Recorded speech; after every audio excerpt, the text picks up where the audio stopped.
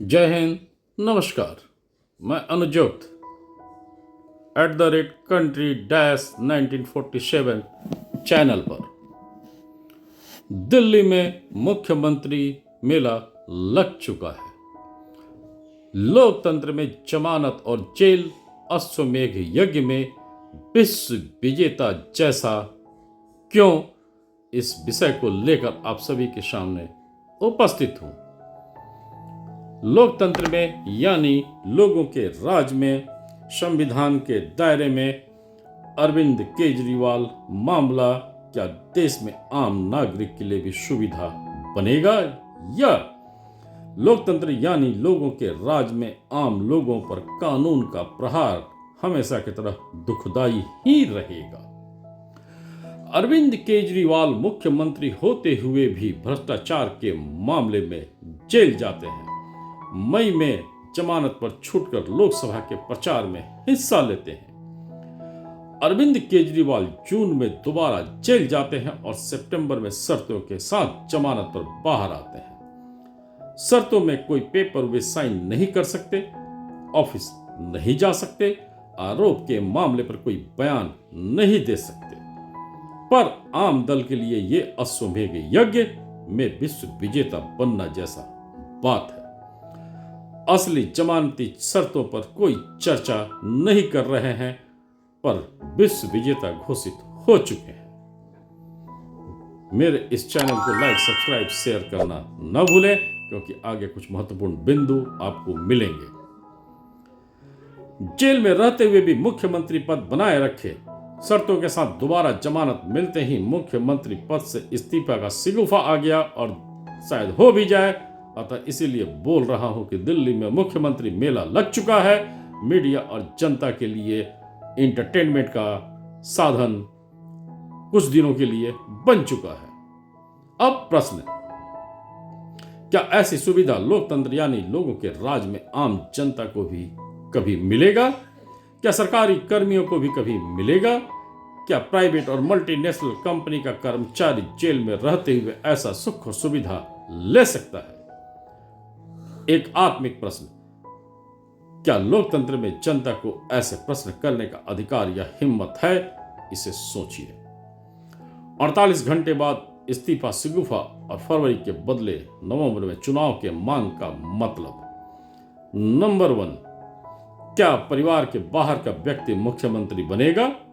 अगर बाहर का व्यक्ति को वो मुख्यमंत्री बनाते हैं तो क्या वही व्यक्ति अगले चुनाव में मुख्यमंत्री का चेहरा होगा या कुछ दिन का डमी मुख्यमंत्री होगा?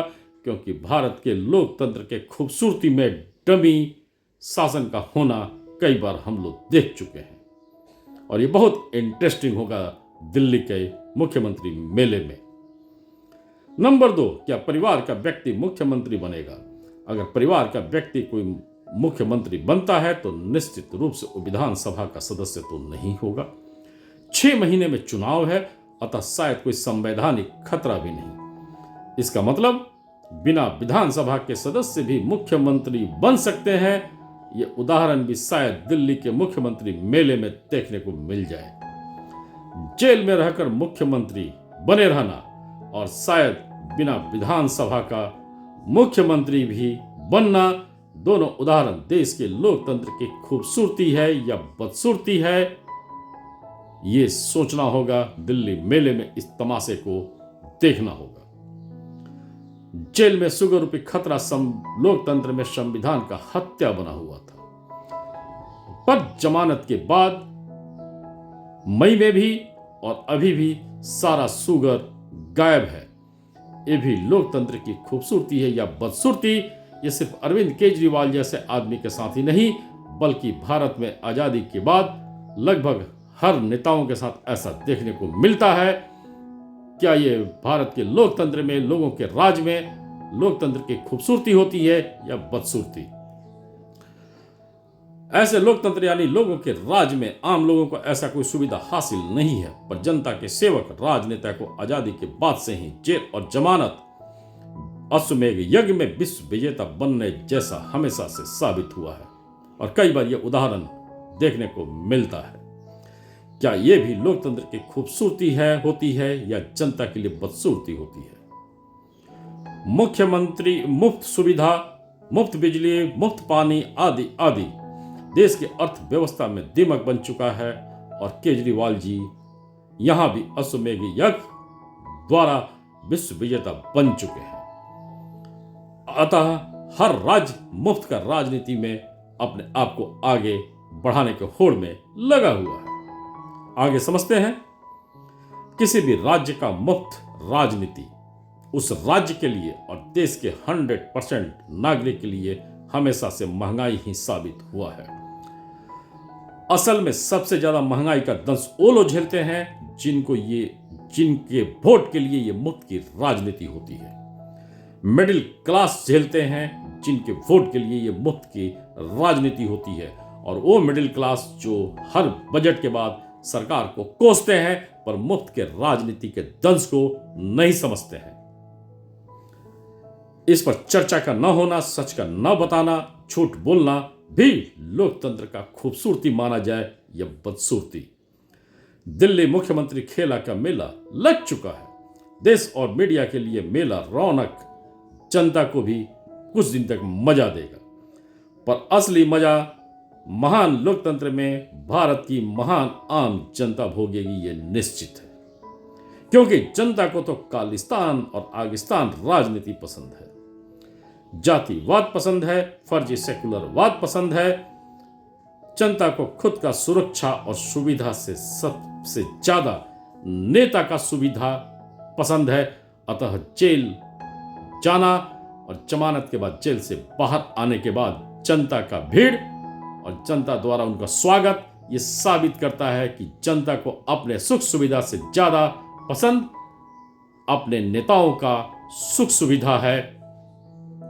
अतः नेता इसका लगातार फायदा उठाते हैं और जनता को गरीबी, बेरोजगारी, महंगाई, भ्रष्टाचार और आतंक में रहने का आदत है, और इसके लिए जनता मुफ्त के राजनीति को ज्यादा तरहीज देती है, ज्यादा वेटेज देती है, और राजनेता इस वेटेज का फायदा उठाकर अपने लिए शीश महल, अपने लिए करोड़ों अरबों की संपत्ति खड़ा करते हैं, अपना इलाज विदेश में करवाते हैं,